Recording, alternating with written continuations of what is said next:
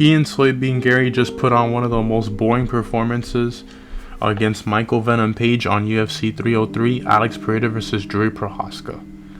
Ian Garry has been on an 8-fight win streak in the UFC, but is it really an impressive win streak? The welterweight division is one of the weakest divisions in the UFC. On his rise to the top, he's only fought 4 guys that you can say are names and are ranked in the UFC. He's beat Neil Magny, Geoff Neal, Michael Venom Page, all by decision, but he did beat Daniel Rodriguez by knockout. He has had a fight with Gunnar Nelson go away earlier this year. Head kick from Garry. D-Rock goes down. Rodriguez is hurt. He's hurt bad. That head kick landed right on the money. This is going to be it. D-Rock covers up.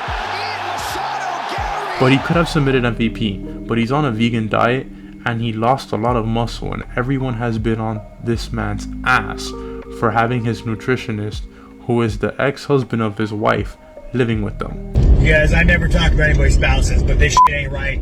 It ain't fucking right. I gotta talk about it. Ian Garry, I remember when I met you, dude. It was in New York. You were this fine-ass girl. She had the little nipple coverings. We all fucking seen it, right? Everybody fucking seen it. But I remember thinking to myself, there ain't something right about that girl. There's something about that woman that ain't fucking right. The way she walked, the way she looked, the way she talked, I knew it. Now I'm finding out you're 26, she's fucking 40, the ex-fucking husband lives with you, you took the last name, motherfucker, she wrote a book on how to be a wag. I didn't even know the wag was until now, dude. This shit ain't right, dude. She's a succubus. You gotta run away, bro. Hot girls are a dime a dozen. We'll get you 1, we'll get you ring girls, we'll get you 2 at the same time, bro. You gotta pull the ripcord, man. It ain't fucking right, my friend. You gotta pull that fucking ripcord. I'm here for you, then making news here for you. Do the right things, Ian Garry. Fucking pull that fucking ripcord. Ian Garry, the more he fights and goes up the rankings, the more he just on the decline. And he says he wants to fight Colby Covington.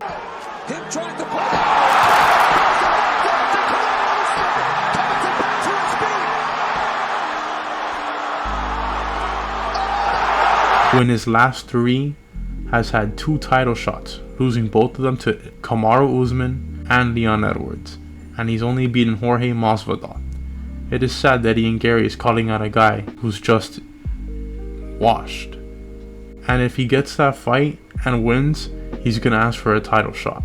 Like, no, Ian Garry wants the easiest path to the title and the UFC is just letting him. Yes, he has won his fights, but they're all against guys who are not even close to a title shot, in boring fashion.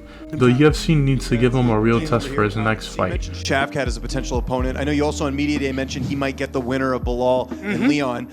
Is Kamaru Usman a possible opponent? Like you mentioned, there's huge fights, but there's a lot of fights that are booked. JDM's injured, right? So, and any other names that come to mind? Any of them. I'm not picky. You've got Usman. I don't think Usman wants to fight me. I don't think Usman wants to come out here and fight someone who's that fast. I think he'd much rather have an easier stylistic matchup. And like, for example, he's been talking about fighting Wonderboy. Wonderboy's older now. He's not as fast as I am. He's not as well-rounded as I am. I do think, when I give examples, you've got guys who've dominated the division for so long. Would I love to get my hands on Usman? Absolutely. Would I love to get my hands on Colby Covington? Absolutely. I think they will not accept it because they will run scared because, again, a younger, up-and-coming fighter, the future of the division, when you lose to him, you're on the end of your career. That's it. You go down and down and down. You've got people like Shavkat. That fight excites me so much. Shavkat's incredibly talented. I have nothing but respect for the guy. I've trained him. I've shared the ring with him. We've hit each other. We've trained with each other. I've nothing but respect for the dude. It's purely out of, I don't want anyone else to beat him before me. He's 18-0, I'm 15-0. Let's go out there and put on a show and let's see who's really better. But to answer your question, any of them. Like Jack Della Maddalena. Good job by Jack. Let's see the body. Right knee for Della Maddalena. Cuban's hurt. Oh, Burns covered up and now elbows. Della Maddalena can smell the finish. Oh my goodness.